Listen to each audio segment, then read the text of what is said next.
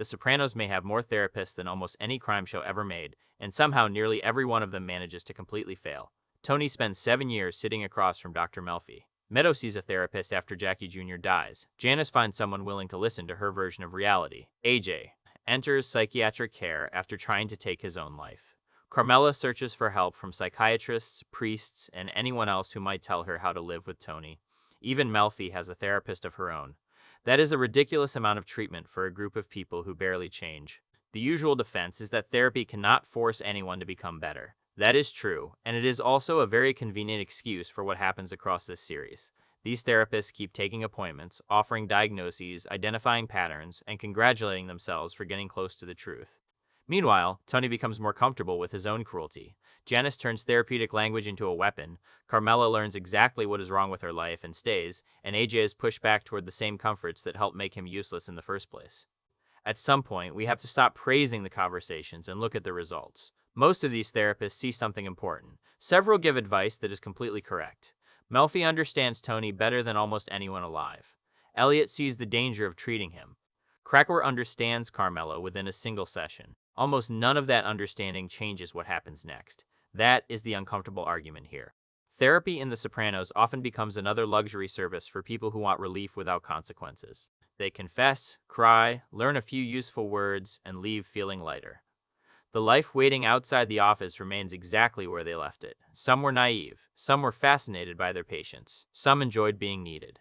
Together, they created rooms where damaged people could explain themselves beautifully and continue behaving terribly. So this is a look at every major therapist in The Sopranos, what each one understood, where each one failed, and why the therapist usually praised as the most honest may have been useless too. Because after years of treatment, the people in this show gained a clearer understanding of their damage. They mostly used it to keep going. The series makes this failure easy to miss because the sessions sound productive. A character admits something painful, the therapist identifies a pattern, and the scene ends with a silence that feels important. Television has trained us to treat recognition as progress. The Sopranos keeps checking what happens after the silence. Tony leaves Melfi and punishes someone. Carmela leaves Krakower and starts calculating what separation would cost. Janice leaves Sandy with a respectful breakup speech and pushes Ralph down the stairs. The breakthrough rarely survives the drive home. That repeated collapse changes how these therapists should be judged. The show keeps asking a simpler question. What changed after the session? Money rewards denial. Family loyalty punishes honesty. Violence resolves conflict faster than reflection. Every therapist believes conversation can slow this family down. Most become another service it consumes. Blaming the patients alone is too easy. Resistance is part of therapy. Denial is part of therapy. Manipulation is part of therapy. These professionals keep accepting versions of treatment that require almost nothing between sessions. They hear confession and treat it like commitment. They hear sophisticated language and assume growth has taken place. The patients quickly learn the rhythm, reveal enough pain to keep the therapist interested, protect the life producing that pain, and return when the pressure rises again. Wendy Coobbler gets one of the shortest appearances and one of the clearest failures. Meadow sees her after Jackie Jr. is murdered. Meadow is grieving, furious with her parents, uncertain about Colombia, and surrounded by adults who keep lying about a world she already understands. Her pain is real. Her manipulation is real too. She uses Jackie's death whenever Tony and Carmela press her about school, work, or responsibility. Tony and Carmela use concern for Meadow's future to avoid discussing why Jackie died. Coobbler enters this mess with a ready-made idea of liberation. She abruptly asks Meadow whether Tony ever molested her. Meadow is stunned. Coobbler supports the idea of Europe, mentions medication, and offers to help with the University of Barcelona. Her office becomes a place where every escape Meadow wants can be described as emotional care. Perhaps Coobbler is trying to remove the battle with Tony and Carmela so Meadow can discover what she wants. Meadow eventually returns to Colombia. Still, the session gives her no better way to face her grief, Tony, or the criminal world around her. She leaves with stronger arguments for Europe and Prozac. Her parents leave furious, while the truth remains untouched. Meadow later chooses a legal career partly shaped by what she sees as the persecution of Italian Americans and men like her father. She moves closer to Tony's worldview while telling herself she has developed beyond it. Coobbler sees a young woman trying to run away and gives the running a professional stamp. Meadow eventually stays, and the emotional work never appears. Sandy Shaw, Janice's therapist, is funnier and somehow worse. Sandy tells Janice to end things with Ralph by speaking with the compassion and respect Janice is supposedly famous for. Janice returns home, hears Ralph announce that he has left Rosalie, throws him down the stairs and screams at him to get out. The distance between Sandy's version of Janice and the woman we watch is absurd. Janice has successfully sold her therapist the same identity she sells everyone else. In this version, she is spiritually aware, emotionally courageous, unusually compassionate, and forever recovering from damage caused by other people. Sandy appears to believe the advertisement. Therapy gives Janice a polished explanation for choices she has already made. Ralph reminds her of the men in her family. She deserves a healthier life. She should honor her truth. Each sentence sounds reasonable. Janice uses those sentences while behaving like Janice. Later, Janice mentions extra sessions with Sandy, repeats Sandy's description of Livia as a splitter, and apparently listens to Sandy's screenplays. The relationship has warmth and familiarity. It produces almost no restraint. Janice manipulates Bobby's children, provokes Tony during anger management, and returns to old habits whenever control becomes available. Sandy helps Janice narrate herself. Janice needed somebody willing to interrupt the performance. Dr. Richard Vogel meets the patient who inspires the most sympathy. AJ's depression after Blanca leaves him grows into a deeper hopelessness about himself and the world. He quits his job, lies around the house, obsesses over violence and suffering, and eventually ties a cinder block to his leg before jumping into the family pool. Tony saves him because the rope is too long to keep him underwater. AJ is admitted to a psychiatric ward, medicated, and placed in family sessions. Vogel treats the suicide attempt seriously and brings Tony and Carmela into the room. The family session soon becomes another Soprano performance. AJ talks about resentments reaching back to childhood and repeats Livia's belief that life is all a big nothing. Tony sits there with a tooth from Coco's mouth caught in his trouser cuff after nearly beating the man to death. Vogel cannot touch the home feeding AJ's illness because that home pays for the room, controls the story, and decides what happens afterward. Tony and Carmela respond to AJ's recovery by finding a more attractive fantasy. The army disappears. A job on a film production appears. A new car and the promise of a nightclub help pull him forward. His despair gets redirected into comfort and opportunity, the Soprano family's favorite medication. Vogel helps keep AJ alive during the emergency. The larger crisis still gets absorbed by the family lifestyle and converted into another purchase. AJ leaves treatment with a new routine and the same dependence. His parents rescue him from discomfort before it can force him to build anything for himself. Dr. Krakower is usually treated as the great exception. Carmela visits him in second opinion and explains Tony's crimes, his affairs, her guilt, and the material life she cannot surrender. Krakower refuses her money because he considers it blood money. He tells her to take the children and leave. He removes her comforting excuses, including the hope that Tony might become a better man. His final warning is devastating. She can never say she was never told. He is morally correct. He is also completely useless to Carmela. Krakower gives the clearest advice spoken by any clinician in the series. His words are direct and impossible to misunderstand. They also achieve almost nothing. Carmela arrives trapped by fear, dependence, religion, status, children, money, and years of participation. Krakower gives her a verdict and closes every route except immediate departure. He refuses payment, which protects his conscience.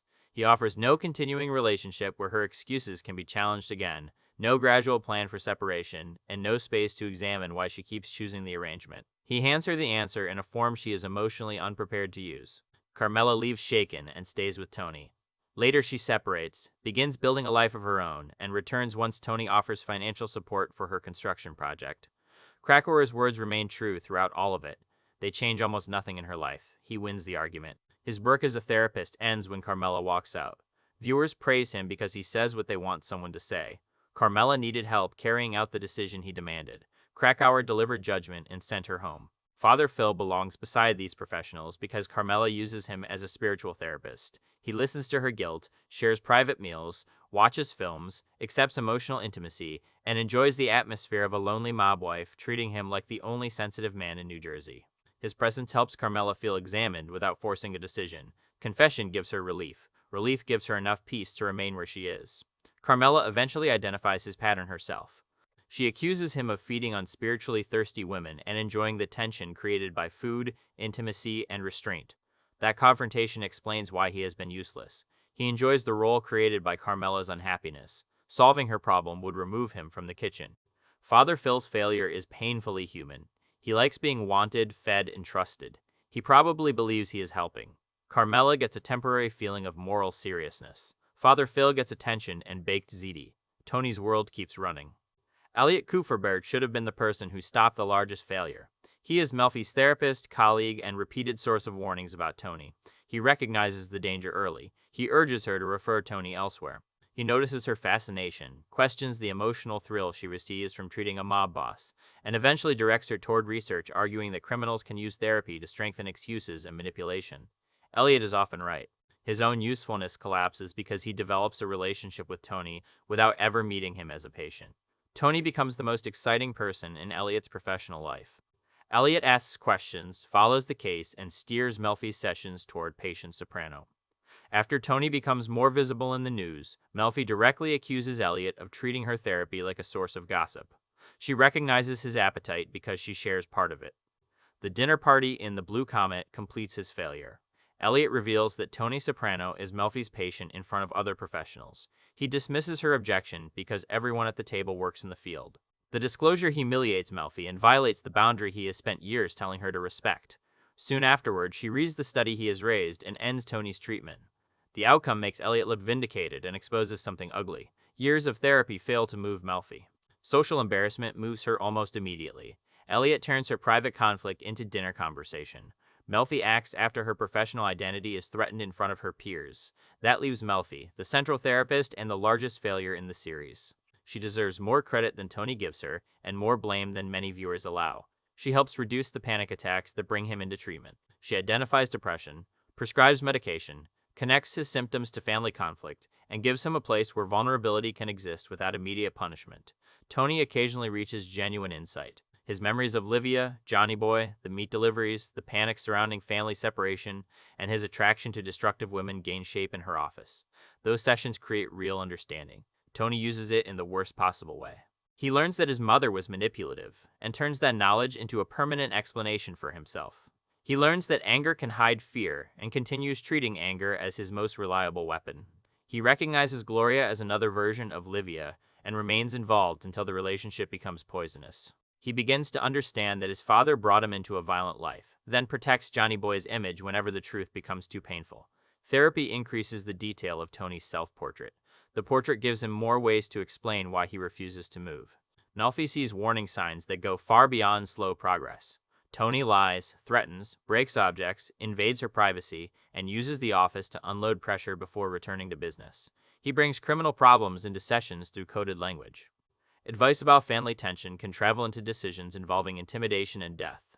Melfi knows ordinary guidance may have extraordinary consequences. Her attraction to the case keeps defeating her judgment. Tony frightens her, challenges her, and flatters her intelligence by making her feel like the single person capable of reaching him. He also gives her proximity to power.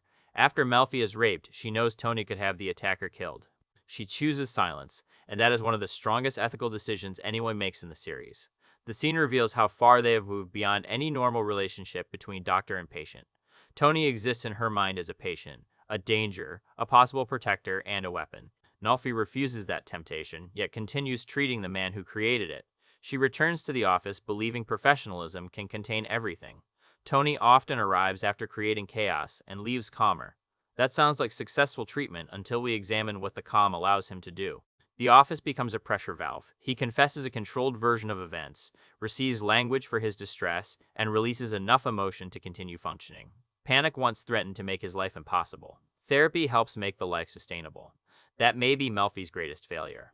She treats the symptom that could have forced Tony into a crisis large enough to demand change. Once the panic becomes manageable, his criminal and domestic worlds regain stability. He feels terrible, talks, understands a little, and returns to the same behavior with less internal pressure. Therapy becomes maintenance for a machine that should have stopped running. Melfi sometimes pushes toward accountability. She confronts his lack of empathy, challenges his excuses, refuses his advances, and resists intimidation. She keeps believing continued access might create a breakthrough. 7 years make that belief harder to defend. His violence continues, his affairs continue, his gambling gets worse. Even his tender moments collapse when tenderness interferes with pride or appetite. The research near the end gives Melfi an answer she should have faced years earlier. Elliot cites The Criminal Personality by Samuel Yockelson and Stanton Saminow. The argument presented in the series warns that certain criminals can use therapy to rehearse emotion, sharpen manipulation, and collect explanations that excuse their conduct. Melfi initially resists. After the dinner party, she reads the material and recognizes Tony in the description. Her final session is abrupt. She criticizes his attitude toward commitments, refuses to continue, and watches him leave. Tony takes a magazine recipe on the way out, reducing 7 years to one final act of grabbing something useful from the waiting room. Melfi finally creates a firm boundary after the relationship has already given Tony everything he was willing to take. A therapist cannot force a patient to change.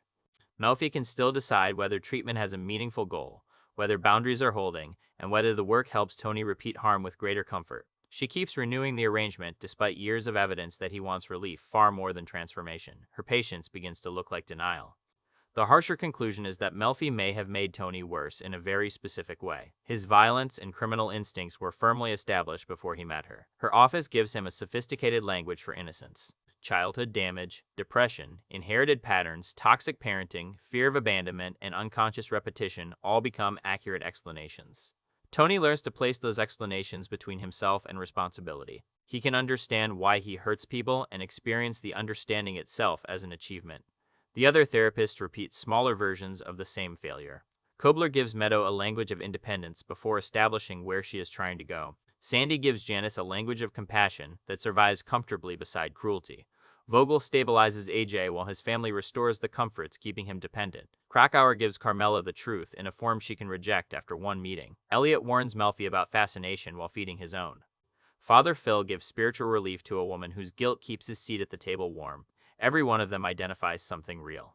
The Sopranos keeps asking how much self-knowledge is actually worth. Knowing where damage began can become another possession, polished and displayed while the damage continues. Tony knows himself better by the final season. Carmela knows what her marriage costs. Meadow knows what her father is. Janice knows the language of trauma. Their knowledge becomes part of the furniture. That is why all the therapists are completely useless. They provide insight to people who treat insight as a substitute for action. Some challenge that habit too softly. Some challenge it once and disappear. Others become emotionally invested in keeping the conversation alive. The patients return because talking makes their lives easier to tolerate. The therapists stay because another session preserves the fantasy that the next one might finally matter. In this world, the couch becomes another place where consequences are delayed. Tony pays, talks, feels lighter, and goes back to work. Carmela confesses, cries, and returns to the house.